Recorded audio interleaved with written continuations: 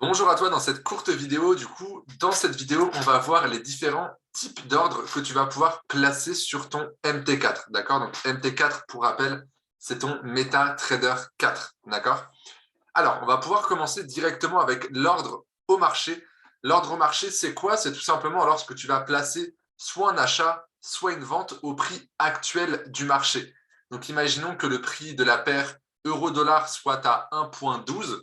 Eh bien, tout simplement, toi, tu vas acheter ou vendre le marché directement à ce prix, donc 1,12, en comptant après le spread, bien évidemment. Le deuxième, ça va être le buy stop.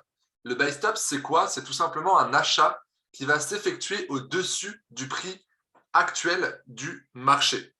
Imaginons, à l'heure actuelle, le prix il est de 10 dollars, d'accord? Eh bien, c'est comme si tu pouvais mettre un buy stop à 12 dollars. Et donc, ton trade, il va s'activer uniquement lorsque le prix va monter à 12 dollars. Et une fois que ton prix sera à 12 dollars, eh bien, ton ordre d'achat sera donc effectif, d'accord? Ça, c'est tout simplement lorsque tu vas, toi, analyser les graphiques, tu vas voir un point qui va te plaire en termes de prix. Si tu n'es pas forcément devant les graphiques, bah, tu peux placer cet ordre de buy stop et justement, bah, le graphique, quand il va évoluer, il va pouvoir déclencher ton trade même si tu n'es pas devant les graphiques. D'accord? Donc, c'est ce qu'on appelle un ordre différé. On va avoir le sell stop. Donc, le sell stop, c'est exactement le même principe que le buy stop, sauf que là, c'est pour une vente. Et donc, on va placer un sell stop quand on va vouloir vendre en dessous du prix actuel du marché.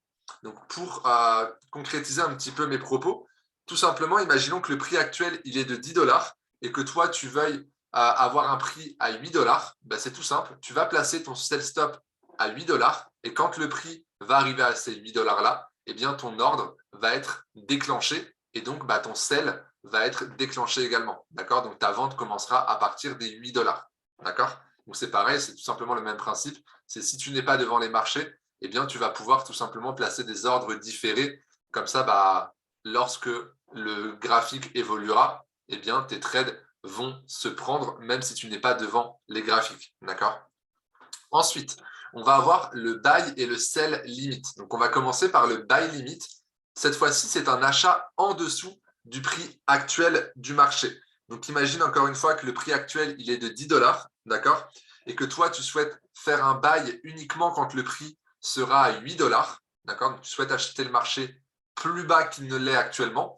Eh bien, tu vas placer un buy limit, d'accord? Encore une fois, c'est le même principe que les deux précédents. C'est lorsque tu n'es pas devant les marchés et que tu souhaites mettre un ordre à ce prix précisément, eh bien, voilà, tu peux aller vaquer à tes occupations et quand le prix va descendre à 8 dollars, eh bien, ton ordre d'achat sera déclenché. D'accord?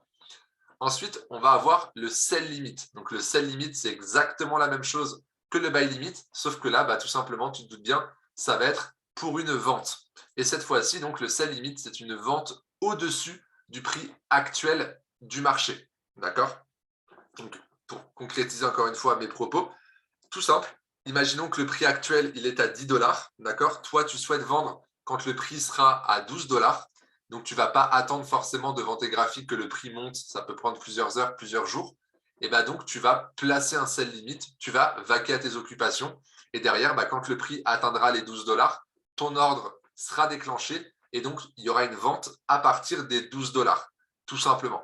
Donc, voilà tout simplement pour cette courte vidéo qui expliquait tout simplement bien, les différents types d'ordres que tu vas pouvoir placer sur les marchés financiers à partir de ton MT4. Et puis, n'hésite pas à revisionner la vidéo pour faire aucune erreur lorsque tu vas placer tout simplement tes ordres sur ton MT4. Je te dis à la prochaine vidéo.